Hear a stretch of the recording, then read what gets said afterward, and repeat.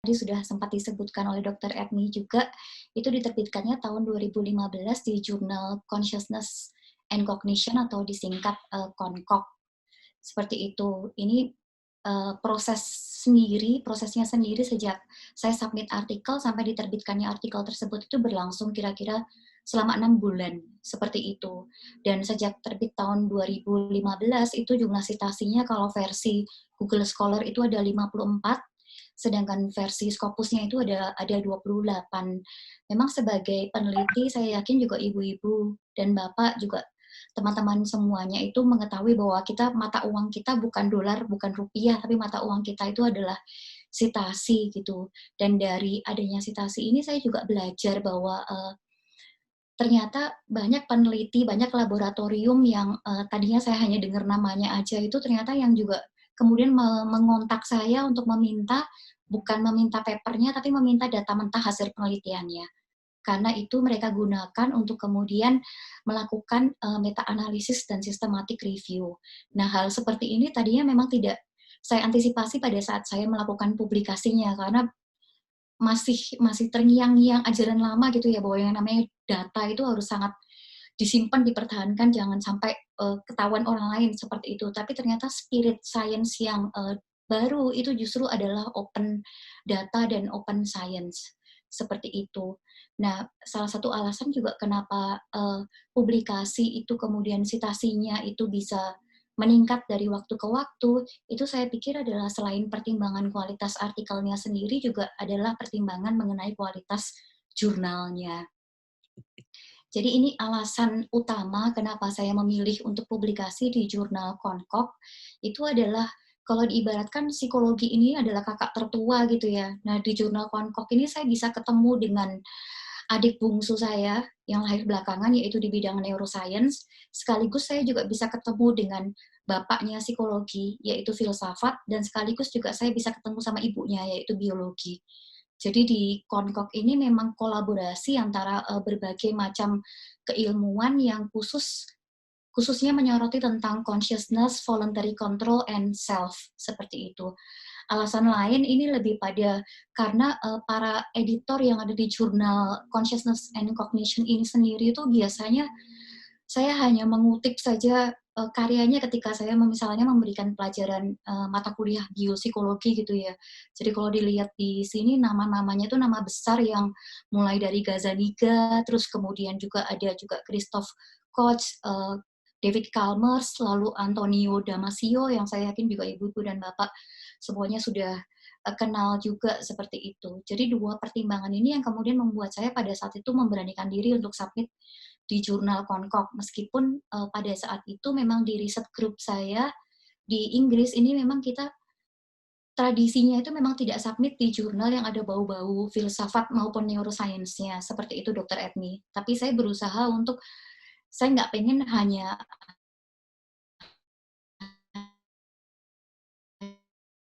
hanya berkutat lah, bukan berkubang di keilmuan aja, tapi harus ada sesuatu yang mengakibatkan komunikasi dan interaksi seperti istilah Dokter Edmi, tapi mungkin dipandang berbeda itu bisa lebih efektif dan efisien.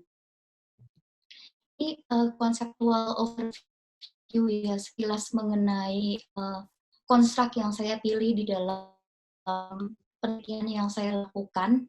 Jadi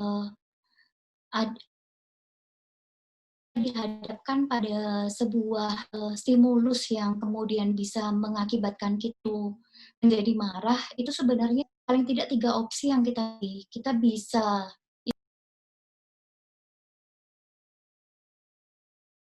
tidak berubah menjadi agresi. Persoalannya adalah agresivitas ini tidak hanya terkait pada orang itu punya kecenderungan memang pada dasarnya pemarah atau tidak, tapi sangat terkait dengan kemampuan kita untuk melakukan pengendalian diri, seperti itu. Dan di dalam bidang psikologi ada suatu teori yang dikenal sebagai model of self control yang mengibaratkan kemampuan mengendalikan diri seseorang itu seperti otot, Ibu dan Bapak, yang ketika digunakan dalam jangka waktu tertentu itu otot akan menjadi lelah dan kemudian ketika digunakan lalu akan kurang. Atau ibaratnya mobil gitu ya, ketika bensinnya sudah habis berarti bensin tersebut harus diisi lagi baru kemudian mobilnya bisa jalan.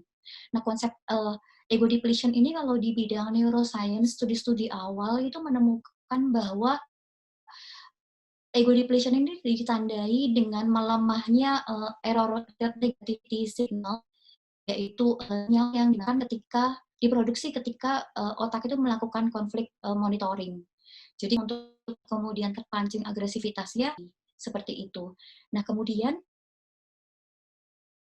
di sini saya mencoba untuk kemudian mencari gitu ya, kira-kira variabel apa yang bisa memperantarai antara ego depletion dengan agresi ini, sehingga meskipun kita dalam kondisi yang sangat lelah secara mental, itu tetap kita mampu untuk menampilkan perilaku-perilaku yang tidak sampai bertentangan dengan norma sosial, seperti itu.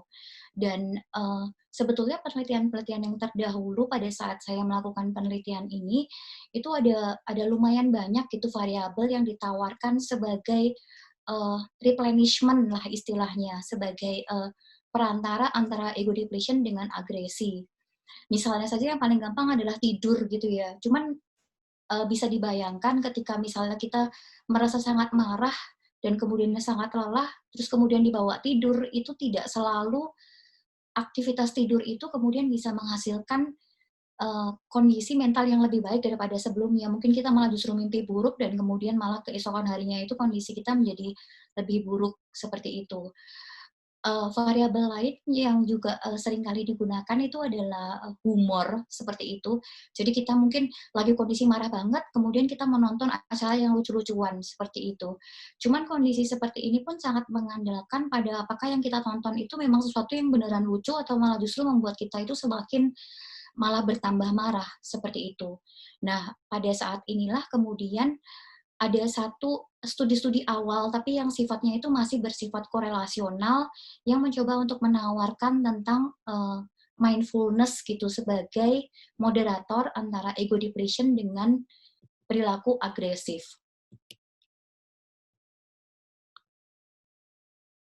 Jadi beda dengan ego depletion, sebagian penelitian itu menemukan bahwa ketika orang itu dalam kondisi yang mindful, dalam artian ketika dia itu bisa memandang peristiwa yang membangkitkan agresivitas dia itu sebagai hal yang cukup diamati saja, tidak perlu kemudian ditindaklanjuti dengan melakukan apapun, itu malah justru sinyal ERN, error related negativity tadi, itu justru akan diperkuat sehingga orang itu akan makin mampu seperti itu untuk menahan dirinya dari perilaku agresif sendiri.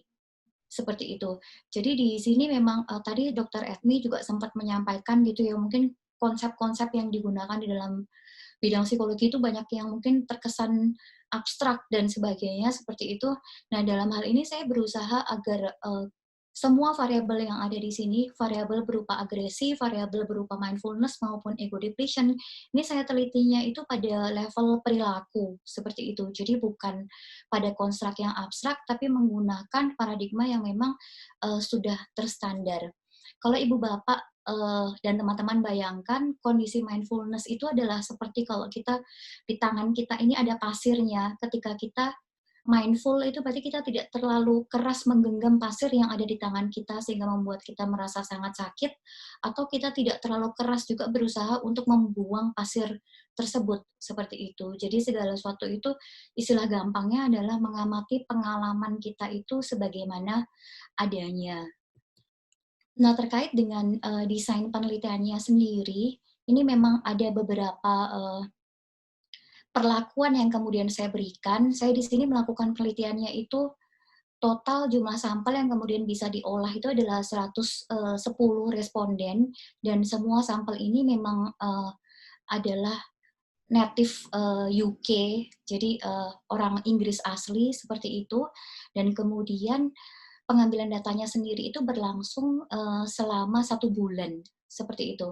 Karena satu partisipan itu memakan waktu sekitar 1 jam, dan itu pengambilan datanya saya lakukan secara individual. Partisipannya datang ke lab, dan waktu itu karena saya sebagai PhD student gitu ya, jadi pengambilan datanya itu juga saya lakukannya itu sendirian, seperti itu. Nah, kalau di sini Ibu dan Bapak dan teman-teman bisa melihat ya urutan dari perlakuan yang diberikan.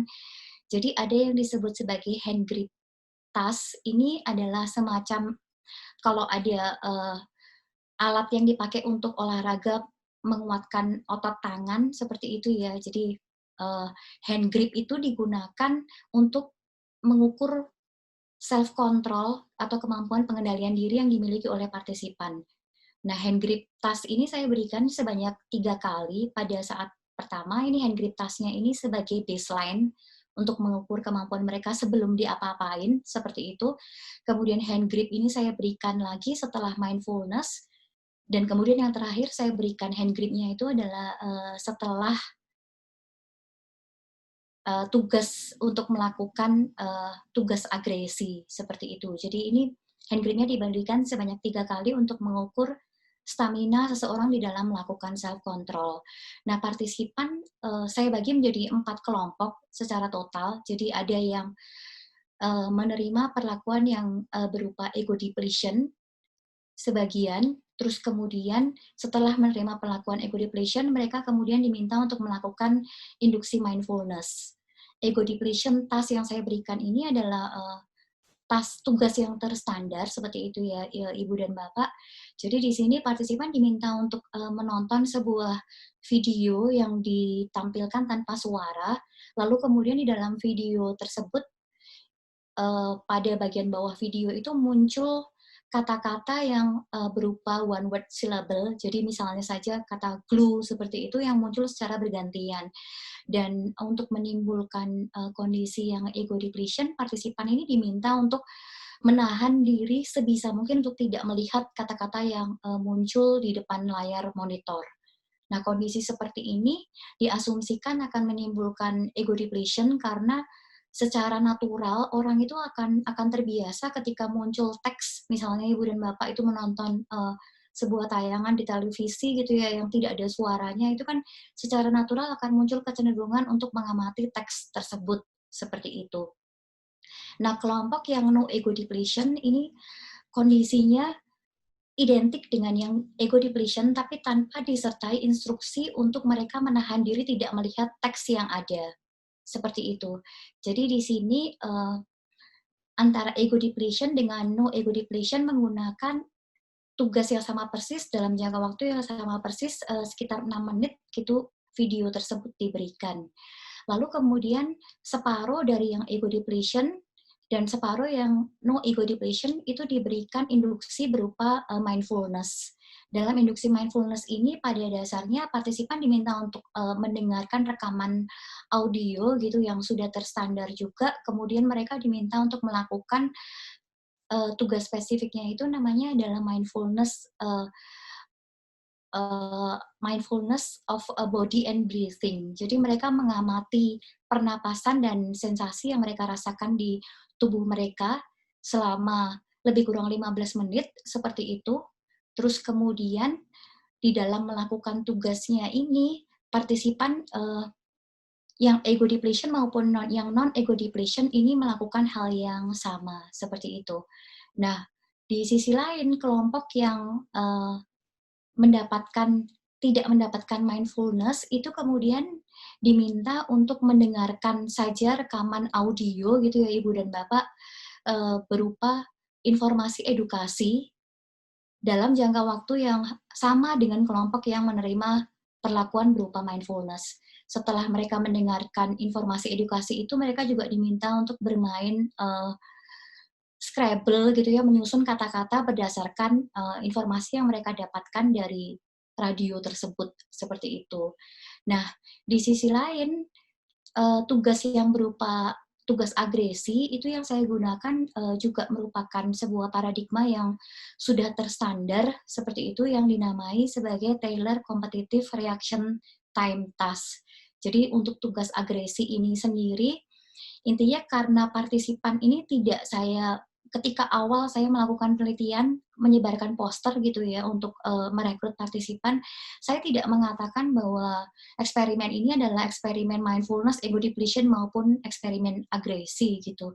Jadi saya melibatkan prosedur berupa deception karena saya mengatakan pada partisipan bahwa ini ada sebuah eksperimen yang dilakukan dalam bentuk perlombaan. Perlombaannya itu adalah perlombaan cepat-cepatan dalam bereaksi ketika muncul suatu stimulus yang ada di layar monitor. Nah, tujuannya kenapa saya kemudian melakukan deception ini adalah untuk mencegah terjadinya bias gitu ya. Takutnya partisipan yang kemudian mengikuti eksperimen ini ketika dikasih tahu bahwa ini misalnya eksperimen mindfulness atau agresi, itu takutnya mereka akan melakukan semacam self-selected bias gitu. Jadi hanya partisipan yang merasa dirinya tidak agresif saja atau yang merasa agresif saja yang ikut dengan eksperimen ini, seperti itu. Nah, tugas agresinya ini sendiri disamarkan dalam bentuk eksperimen kecepatan reaksi seperti itu ya. Jadi di sini partisipan dihadapkan pada stimulus yang muncul di layar monitor, pura-puranya mereka itu sedang melakukan kompetisi dengan seseorang gitu yang terletak di ruangan yang berbeda. Sebenarnya lawannya itu tidak ada, jadi lawannya itu hanya fiktif saja dan hasil dari siapa yang lebih cepat itu sebenarnya sudah diprogram terlebih dahulu, seperti itu. Dan kemudian partisipan diberitahu bahwa setiap kali dia berhasil lebih cepat dibandingkan lawannya, maka dia punya kesempatan untuk kemudian memberikan suara bising kepada lawan tersebut pada level yang bisa telah ditentukan sendiri oleh partisipan. Nah, tugas yang seperti ini kalau di dalam literatur agresi ini tergolong ke dalam direct physical aggression, jadi agresi yang bersifat langsung dan agresi yang bersifat fisik gitu. Jadi ini sekaligus menjawab pertanyaan Dokter Edmi tadi ya, ketika misalnya ada tes agresi gitu, tidak mungkin kita juga menanyakan pada seseorang gitu seberapa agresifnya dia karena jawabannya pasti akan mengandung bias gitu. Orang tidak ingin dianggap sebagai negatif sehingga kemudian dia tidak menampilkan perilaku yang bisa tidak memberikan jawaban yang bisa dinilai sebagai jawaban yang agresif. Tapi dengan melakukan bentuk tugas yang tersamar seperti ini, maka partisipan itu ketika semakin keras suara bising yang dia berikan kepada lawan, berarti dia menjadi semakin agresif. Seperti itu. Nah, hasil penelitian yang saya dapatkan ini banyak yang sesuai gitu ya Ibu dan Bapak dan teman-teman dengan hipotesis yang saya ajukan. Jadi ceritanya di ujung acara ketika sudah selesai saya melakukan eksperimennya selama 1 bulan, lalu kemudian saya olah datanya, itu ternyata memang banyak yang sesuai dengan dugaan saya. Misalnya saja orang ketika bensinnya tadi habis gitu ya dalam kondisi yang dipelitit, ternyata dia itu memang menjadi lebih agresif, baik ketika dia dapat provokasi maupun dia tidak mendapatkan provokasi, seperti itu. Selain itu juga kemampuan dia di dalam menggenggam hand grip itu tadi, itu juga menjadi sangat berkurang dibandingkan kelompok yang tidak mendapatkan perlakuan berupa ego depletion. Di sisi lain, saya juga mendapatkan sesuai dengan hipotesis yang saya harapkan bahwa mindfulness ini kemudian juga bisa ternyata menimbulkan efek yang bagus gitu ya, karena orang yang mendapatkan induksi yang berupa mindfulness ini dia kemudian menjadi lebih tidak agresif ketika dia dalam kondisi yang kehabisan bensin atau ego depletion itu tadi. Jadi dengan demikian maka saya pikir ini apa PR saya sudah selesai gitu ya Ibu dan Bapak, karena kan saya sudah melakukan penelitiannya dengan menggunakan standar yang memang tugas-tugas yang terstandar. Saya juga sudah melakukan analisis datanya dan hasilnya juga ternyata signifikan. Tapi ternyata ini bukan selesai gitu ya, tapi ini justru malah awal dari perdebatan panjang dan awal dari justru proses belajar yang sangat luar biasa gitu yang saya alami ketika saya submit manuskripnya ke jurnal Consciousness and Cognition, dan bahkan setelah terbit pun itu ternyata masih banyak gitu muncul PR-PR baik yang sudah saya duga sebelumnya maupun yang sebelumnya belum pernah saya duga bahwa ternyata ada perubahan gitu dalam kondisi state of the art penelitian yang saya lakukan. Nah, salah satu PR yang sudah saya duga itu adalah terkait dengan mindfulness. Jadi karena konsep dari mindfulness ini sendiri di dalam penelitian yang sebelumnya ini memang banyak dilakukannya itu adalah pada level kecenderungan perilaku gitu. Jadi memang ada orang tertentu yang memang punya trait mindfulness, punya bakat mindfulness yang baik seperti itu, dan ini secara umum memang diteliti ya secara pada level yang korelasional. Selain itu, mindfulness itu sendiri juga banyak diteliti dalam konteks intervensi klinis gitu ya. Ada misalnya saja ada yang namanya mindfulness-based cognitive therapy, mindfulness-based stress reduction yang sudah sangat terkenal gitu yang digunakan di dalam penelitian-penelitian sebelumnya.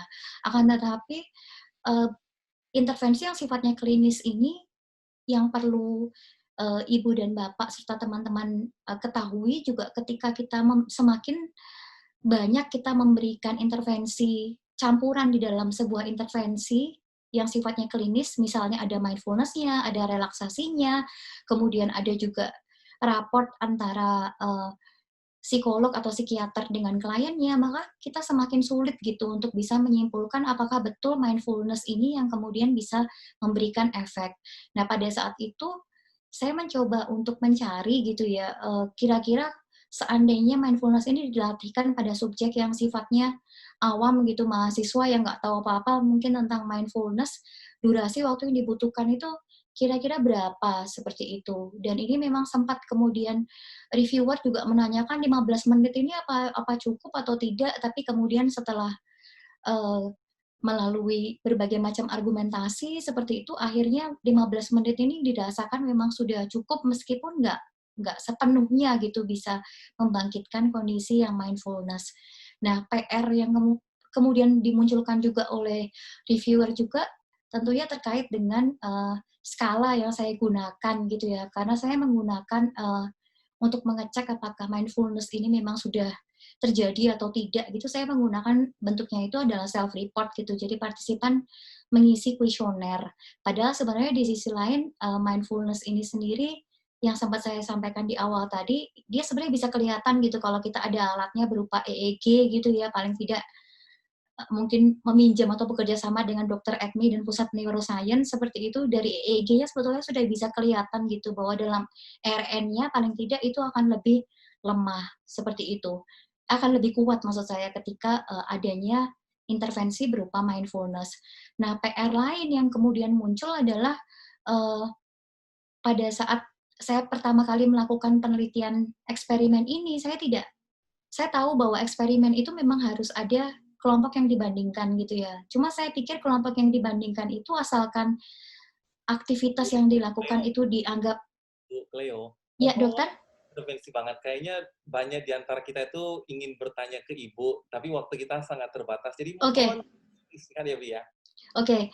Jadi yang PR yang lain juga terkait dengan masalah bahwa kelompok kontrol saya itu adalah dianggap tidak setara gitu ya, antara mindfulness dengan yang satunya itu diminta untuk mendengarkan informasi edukasi dan bermain puzzle, seperti itu.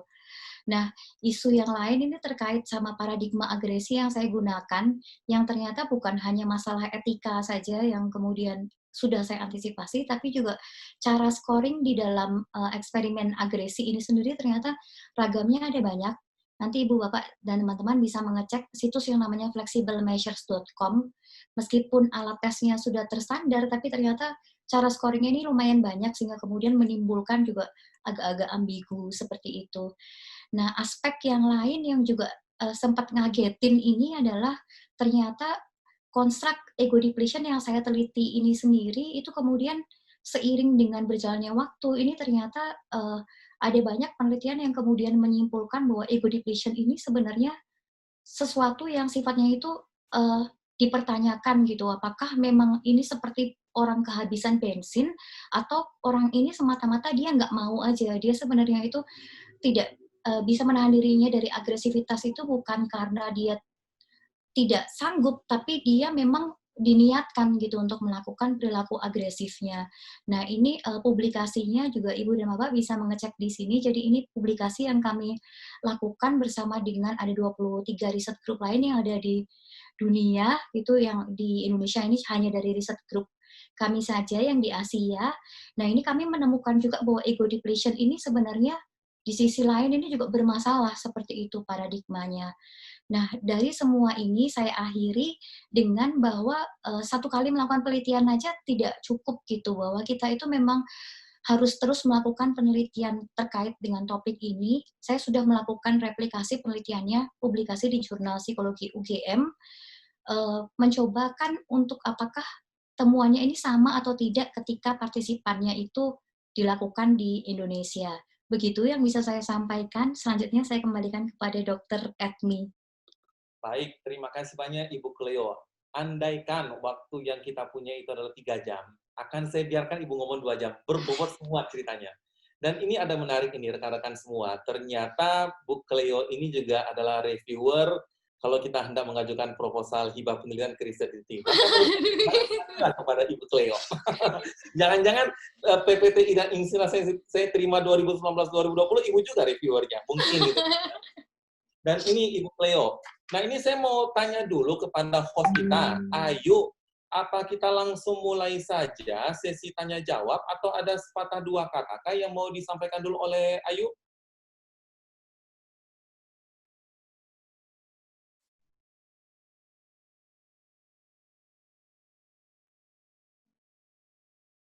Oke, karena nggak ada respon, mungkin akan kita... Ya. Oke, gimana Ayu? Oke, baik, mohon maaf dok. Baik, untuk selanjutnya mungkin akan ada sesi tanya jawab ya dok ya. Untuk selanjutnya mungkin ada beberapa penanya yang mungkin bisa dilihat dulu pertanyaannya kira-kira yang lebih cocok untuk pada topik ini gitu. Oke, gitu dok. baik. Thank you Ayu. Nah, baik dok, saya kembalikan ke dokter. Thank you. Begini rekan-rekan semua, tadi kita juga tahu ternyata kalau menggunakan internet ini ada sedikit kendala terhadap suara. Maka kalau kita berikan sesi tanya jawab dengan cara mengangkat tangan lalu bertanya via audio, kita khawatir pertanyaan rekan-rekan itu tidak akan terdengar jelas oleh Ibu Cleo. Karena itu, jika ada di antara rekan-rekan yang ingin bertanya, silakan langsung tuliskan saja pertanyaannya di chat yang ada di Zoom ini. Bertanyanya di Zoom, bukan di WA narahubung. Begitu kira-kira ya. Nah, Ibu Cleo, sebelum sembari rekan-rekan menuliskan pertanyaan, ada satu hal yang saya juga ingin bertanya kepada Ibu Cleo. Memang kalau kita membaca jurnal method, sampai sekarang juga para peneliti selalu mencari metode terbaik, indikator terbaik untuk menilai kondisi tertentu. Nah, sekarang tentang aggression ini loh, Ibu Cleo. Apakah untuk menilai agresivitas seseorang itu memang hand grasping itukah yang menjadi pedoman atau sesungguhnya ada hal-hal lain yang bisa kita jadikan indikator? Gimana kira-kira Ibu Cleo? Oke, iya terima kasih Dokter Edmi. Jadi memang tergantung dari jenis agresinya gitu yang mau kita nilai gitu ya. Secara umum kan agresi itu dia bisa sifatnya itu adalah verbal, kata-kataan gitu ya, saling mencaci maki dan seterusnya. Bisa juga sifatnya itu adalah fisik seperti itu. Dan dalam hal ini memang saya memilih model agresi yang ekstrim gitu ya. Yang saya pilih yang memang kira-kira kalau diterus-terusin ini tidak hanya mengakibatkan luka batin aja tapi juga luka secara fisik seperti itu. Dan karena terkendala persoalan etika sehingga kemudian yang saya gunakan di sini adalah paradigma yang namanya Taylor Competitive Reaction Time Task. Jadi bentuknya itu adalah suara bising yang diberikan kepada orang yang membangkitkan kemarahan kita, seperti itu. Tapi ini sudah memenuhi kriteria tergolong ke dalam bentuk agresi yang sifatnya fisik, dan ketika diuji cobakan dalam real life setting seperti itu ya, ketika orang itu agresi, di dalam tugas-tugas Taylor Competitive Reaction Time ini, mereka juga ternyata punya catatan historisitas agresi yang juga besar juga, seperti itu. Termasuk dalam konteks yang forensik, kriminologi, dan seterusnya. Seperti itu, Dok. Ini menarik, Ibu Cleo. Kami di Pusat Neuroscience UHAMKA, kalau hendak menilai mental state seseorang, memang yang kami nilai langsung itu adalah otaknya, menggunakan instrumen pencitraan otak. Tetapi ternyata untuk nilai mental saya seperti agresivitas bisa melalui tindakan motorik, itu berupa insight yang baru. Mudah-mudahan kita bisa bekerja sama berikutnya. Nah, ini Bu Cleo, udah mulai banyak pertanyaan yang muncul, tapi sebelum saya bacakan pertanyaan, ada satu fakta unik tentang para peserta kita kali ini, Bu Cleo. Memang peserta itu kita batasi sampai 100, agar betul-betul berbobot. Dan ternyata 60 orang itu statusnya adalah S2. Hampir 50% adalah akademisi. Hanya 30 orang S1, sisanya S3. 60 dari 100 adalah S2. Jadi, Ibu Cleo, kalau ternyata merasa ini adalah ujian terbuka, tidak usah takut, karena memang itulah format kita. Makanya tadi presentasinya saya panjang-panjangin gitu dok, semuanya pertanyaannya yang serem-serem nggak muncul. Saya mengerti, nggak bercanda. Silakan. Panjang-panjang biar nggak tanya gitu loh, waktu habis. Itu kan kayak mahasiswa ya dok, mahasiswa kita kalau kita uji kan gitu presentasinya itu 15 menit tapi setengah jam gitu supaya ujiannya sebentar. Ibu sebagai kepala jurusan pasti mengerti lah. Oke, sekarang kita masuk ke pertanyaan pertama dari Anissa saja. Ibu Cleo mohon izin bertanya, apakah ego ini dikendalikan oleh otak atau gabungan antara otak dengan perasaan? Ada orang-orang yang terlihat sudah akan lost control, tapi seperti memutuskan untuk withdrawal dalam beberapa detik. Nah, itu kira-kira gimana, Bu Cleo?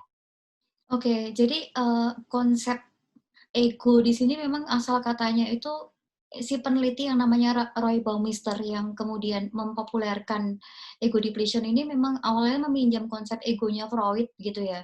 Cuman karena Freud itu sendiri itu memang banyak mendapatkan kritik karena dianggap tidak saintifik, itu kemudian Baumeister tetap konsepnya namanya ego depletion seperti itu karena sudah terlanjur brandingnya seperti itu. Tapi sebenarnya gabungan antara kognisi dengan afek atau perasaan gitu, dan juga emosi.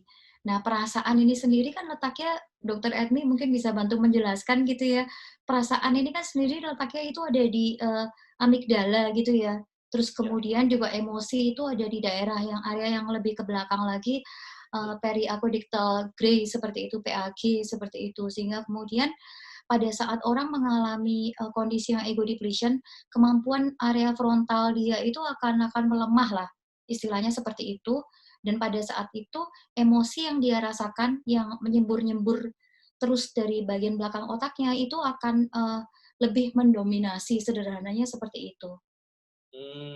Menarik sekali, Ibu Cleo. Nah, Ibu, ada pertanyaan berikutnya nih, dari Dr. Mona, Fakultas Kedokteran UHAMKA. Ini betul-betul penting untuk penelitian. Apakah dalam kajian etik tidak menyalahi aturan, tidak menyatakan secara terbuka tujuan subjek penelitian direkrut?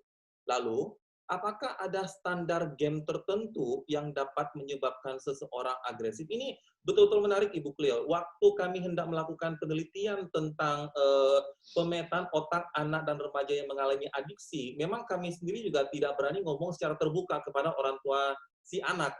Ini untuk menilai apakah anak Anda adiksi pornografi atau tidak. Itu memang kami punya trik tersendiri. Nah, pengalaman Ibu Cleo sendiri bagaimana? Waktu hendak mengajukan kajian etik, ethical clearance, Ya. apakah memang menyampaikan apa adanya kepada para partisipan atau gimana strateginya Ibu Cleo?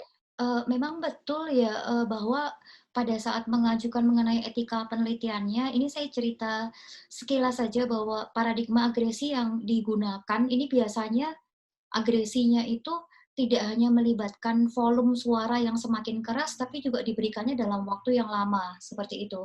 Nah, oleh komite etik yang ada di University of Nottingham ketika itu tidak diperbolehkan melakukan suara kerasnya dalam waktu yang lama gitu. Jadi hanya boleh diberikan volumenya keras aja, tapi sepersekian detik saja gitu boleh diberikannya. Jadi tidak dalam waktu yang lama. Sehingga pada saat itu juga saya dan supervisor saya pada saat itu juga sempat, waduh ini gimana, berarti nggak sesuai dengan standar yang biasanya dipakai di dalam paradigma penelitian agresi gitu. Ini pertama. Tapi di sisi lain, ketika kemudian kami mengikuti dari komite etik gitu ya, bahwa provokasi yang diberikan ini tidak dalam level yang sangat ekstrim.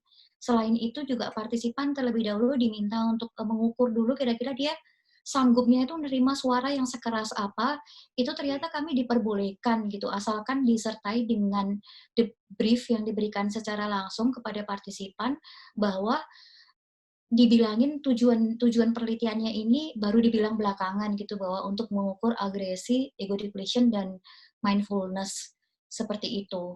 Karena juga beberapa penelitian terdahulu menemukan bahwa jenis-jenis intervensi, jenis-jenis tugas yang kami berikan ini tidak membawa efek yang berkelanjutan, seperti itu. Jadi efeknya itu hanya sesaat saja setelah partisipan keluar dari ruangan lab, seperti itu, efeknya sudah hilang, seperti itu, Dok. Jadi dengan demikian ya sudah, tidak diberitahukan di awal, istilahnya blinding gitu ya. Jadi partisipannya memang tidak diberitahu, tapi segera diikuti dengan debrief kepada partisipan dan dengan memenuhi ketentuan-ketentuan yang saya sebutkan tadi itu juga, seperti itu.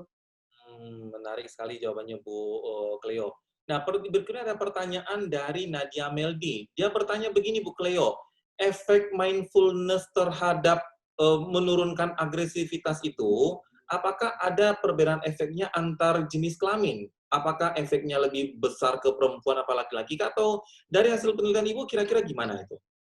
Dalam hasil penelitian saya sendiri memang yang kalau yang terbit di Konkok ini memang perbedaannya tidak signifikan gitu ya antara perempuan dengan laki-laki.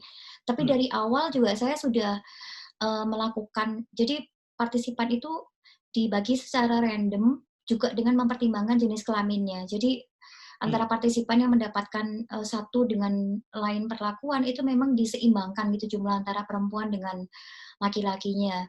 Cuman penelitian lanjutan replikasi yang saya lakukan di Indonesia ternyata menemukan bahwa kalau untuk orang Indonesia beda lagi, seperti itu polanya dibandingkan dengan yang ada di negara di UK, seperti itu. Jadi kalau untuk orang Indonesia ini memang perempuan ternyata ketika mengalami ego depletion dan kemudian dia terprovokasi, ternyata dia tidak membalas dengan volume suara yang keras, tapi dia itu tidak menunda dirinya untuk memberikan suara keras yang maksimal itu segera untuk diberikan kepada lawannya, seperti itu. Jadi dia langsung kayak outburst gitu ya, langsung agresif meskipun setelah itu dia ya udah dia kembali netral, seperti itu.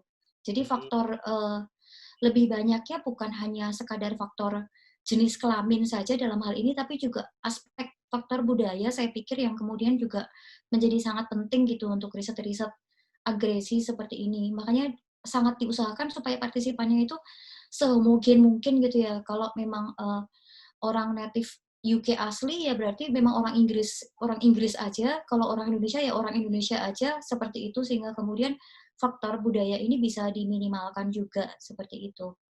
Ini menarik nih Bu Cleo. Dulu juga sempat ada pertanyaan tentang hasil riset kami, tentang bagaimana pemetaan otak anak dan remaja yang terindikasi adiksi pornografi. Mereka tanya antara laki-laki dan perempuan ada bedanya tidak?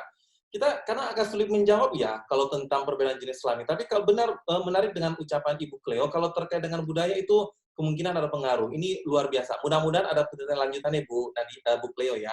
Lalu dari Nadia sendiri ini Bu, ada pertanyaan menarik nih masih lanjut sama dia. Mohon bersabar ya Bu Cleo ya, pertanyaan kita sangat banyak muncul terus gini loh. Boleh, Nah, siap. mengenai masalah meditasi, apakah ada cara lain yang bisa kita lakukan selain meditasi pernafasan? Oke, baik. Leo.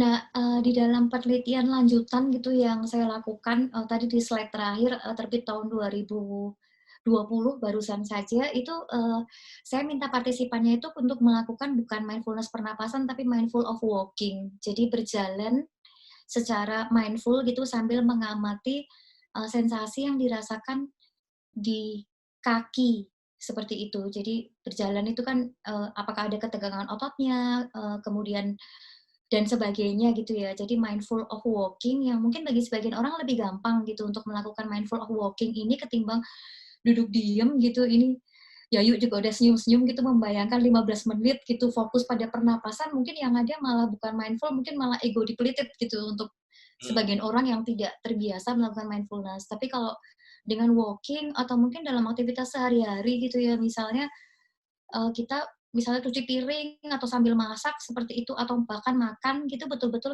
kita lakukan secara mindful, itu juga bisa. Ada penelitian terdahulu itu juga kalau bule itu kan raisins ya, apa, raisins itu apa Dok bahasa Indonesianya? Jadi, eee, intinya adalah ketika kita makan itu betul-betul tidak langsung begitu saja masuk mulut gitu ya, kadang kita sampai kekenyangan begah gitu karena nggak sadar bahwa kita itu makannya udah kebanyakan. Nah, ketika kita mindful itu betul-betul setiap sendok yang kita ambil itu betul-betul kita secara mindful gitu, kita amati teksturnya seperti apa, baunya seperti apa, dan seterusnya. Itu juga bisa dilakukan seperti itu, dan aktivitas-aktivitas yang lainnya dalam kehidupan yang sehari-hari. Tapi Hmm. memang bentuk yang paling formal dan bentuk yang paling standar itu memang adalah mindfulness of breathing. Fokus pada pernapasan karena anchor kita bahwa kita ini hadir saat ini di sini sekarang itu adalah napas gitu. Napas itu kan tidak ada penundaan. Napas kita saat ini tuh ya menandakan kita ada di sini sekarang. Sederhananya begitu. Menarik sih, kita juga kalau ada emosi ya, diminta orang ambil napas, tarik napas, buang napas, tarik napas. Mungkin gara-gara itu kali ya, meditasi pernafasan yang paling oke. Nah, Bu Ibu Cleo, ada pertanyaan dari Dr. Nanang Wiono. Dia ngirim, Wah, Dokter Nanang. teman SMA-nya Ibu Cleo. Oke, saya sampaikan juga pertanyaannya. Ini pertanyaan menarik, karena pertanyaan Dr. Nanang ini seperti ingin mereplikasi penelitian Ibu. Ini wajib kita ketahui ini. Pertama, bagaimana memastikan model ego depletion sudah terjadi? Oh, menarik. Bagaimana mengukurnya? Bagaimana hasilnya yang dinur? Ini menarik loh Ibu Cleo, karena sebagaimana tadi saya sebut di awal, kadang ranah-ranah psikologi ini seolah-olah ranahnya abstrak gitu loh. Sedangkan kami para orang medis kan membutuhkan angka-angka yang baku untuk menyatakan A atau B. Nah, kira-kira untuk memastikan sudah terjadi ego depression itu kayak gimana di penelitiannya Ibu Cleo? Iya, kalau di penelitian saya sendiri, pengalaman ketika publish di jurnal Concoq ini malah tidak ditanya gitu ya, meskipun yang saya gunakan untuk mengukur ego depletion-nya itu partisipan itu hanya sekadar self report aja, diukur seberapa atensi yang harus mereka berikan, kemudian parameter-parameter lain yang sifatnya self report. Tapi ketika saya coba untuk publikasi di jurnal psikologi UGM ini malah justru ditanya gitu, apa nggak ada gitu manipulation check yang lain gitu yang tidak sifatnya self report. Memang sebagian penelitian itu menemukan gitu ya, misalnya adalah orang itu pada saat kondisi ego depletion itu adalah kadar gula di dalam darahnya itu menurun, misalnya ada yang seperti itu. Tapi hasilnya itu memang belum stabil gitu, Dok. Nah, cara yang lain yang sempat saya sebutkan pada saat presentasi tadi itu adalah dengan menggunakan EEG kemudian diukur ERN-nya gitu. Jadi aktivitas yang ada di DACC-nya seperti itu, gelombangnya seperti apa, itu bisa salah satu indikator terjadinya ego depletion gitu ya. Ego depletion itu dalam tanda kutip gitu, karena saat ini tuh dunia saintifik itu sedang mempertanyakan gitu, ini sebenarnya yang disebut fenomena ego depletion ini ada beneran atau jangan-jangan semua ini hanya branding aja gitu sebenarnya, ini loss of attention control aja sebenarnya, atau masalah motivasi seperti itu. Sehingga memang ini ranah yang teorinya tuh ngetop banget gitu ya Dokter Nanang, teman SMA saya. Nah, tapi di sisi lain ketika kemudian riset grup saya, lalu kemudian bersama dengan ada 23 riset grup yang lain mencoba untuk melakukan replikasi protokol yang digunakan oleh Baumeister, sama kita ada di 23 lab yang ada di seluruh dunia, itu ternyata hasil yang kita dapatkan itu memang efek ego depletion ini nyaris zero gitu. Seperti itu, nyaris nggak ada efeknya ternyata dengan menggunakan manipulation check yang berupa self report ini, setidaknya seperti itu gitu. Padahal selama ini orang di bidang saintifik ini taken for granted aja. Jadi ya udah self report dianggap seperti ini, dianggapnya ego depletion seperti itu. Tapi kok hampir semua hal kok disebutnya sebagai ego depletion, itu kan jadi kayak terlalu too good to be true lah penelitian di bidang ego depletion ini sendiri. Seperti itu, Dokter. Ini menarik ini Bu Cleo, waktu kami melakukan riset, apalagi berkaitan dengan manusia, dan menggunakan kuesioner, itu akan ada fenomena yang dinamakan sebagai faking good. Dan ini cukup sering kami temukan. Nah, terkait dengan penelitian Ibu, menggunakan kuesioner untuk menyatakan ego depletion, walaupun tidak ada standar baku, rata-rata jawaban mereka itu seperti apa ya Bu Cleo, untuk menyatakan, oh ini loh tanda-tanda ego depletion. Dari pengalaman Ibu kayak gimana? Di dalam penelitian yang saya lakukan itu sebetulnya kondisi ego depletion memang yang saya ukur adalah dia misalnya pertanyaan seberapa lelah gitu ya, dia pada saat setelah selesai menyaksikan video yang selama 6 menit itu tadi untuk memacu timbulnya ego depletion. Tapi di sisi lain saya juga menambahkan tes yang bersifat behavioral gitu. Jadi ada hand grip, di mana di antara hand grip itu partisipan itu diberikan selembar kertas gitu ya, untuk kemudian diukur berapa lama dia bisa menahan hand grip-nya ini di dalam genggaman tangan. Nah, ego depletion ini dianggap terjadi ketika setelah dia itu depleted, kemampuan dia untuk menahan kertasnya ini itu menjadi lebih sedikit, lebih cepat gitu dibandingkan kondisi baseline-nya. Jadi ada behavioral measure juga yang saya gunakan di sini seperti itu. Menarik sekali. Ibu Cleo, ini jujur aja ya, di chat saya itu sudah muncul 11 pertanyaan baru.